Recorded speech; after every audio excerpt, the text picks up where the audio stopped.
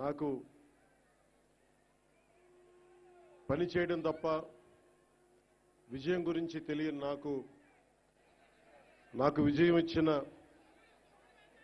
ఘన విజయం ఇచ్చిన నా పిఠాపురం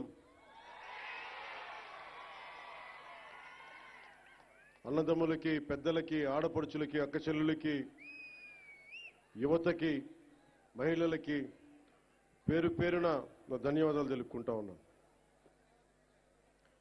మీరు ఒక్కరు నిలబడితే మీ బలం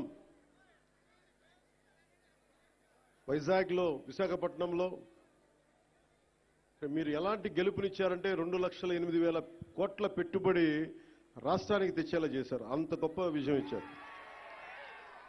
కేవలం నన్ను గెలిపించడం అంటే అది మన గెలుపు, నా గెలుపు కాదు, మన గెలుపు కాదు, రాష్ట్రం గెలుపు, ఇది తెలుగు ప్రజల గెలుపు, ఆంధ్ర ఆత్మగౌరవం ఇది.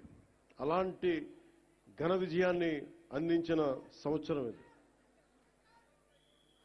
సంక్రాంతి చాలా అద్భుతంగా జరుపుకుందాం, ఊరంతా పందిరేద్దాం అనుకున్నాం, కానీ స్కూల్ వరకే పరిమితం చేశాం.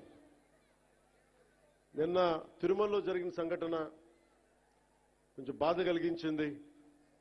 అందువల్ల అందరూ డాంపెన్ స్పిరిట్స్ తోటి ఇలాంటి కష్ట సమయంలో అందరం కొంచెం మెత్తగా దీన్ని కొంచెం దీన్ని స్థాయి తక్కువగా చేద్దామని నాకు సలహా ఇచ్చారు. కానీ వచ్చే సంవత్సరం చాలా ఘనంగా జరుపుకుందాం. కుదిరితే ఈ దసరా బాగా చేద్దాం.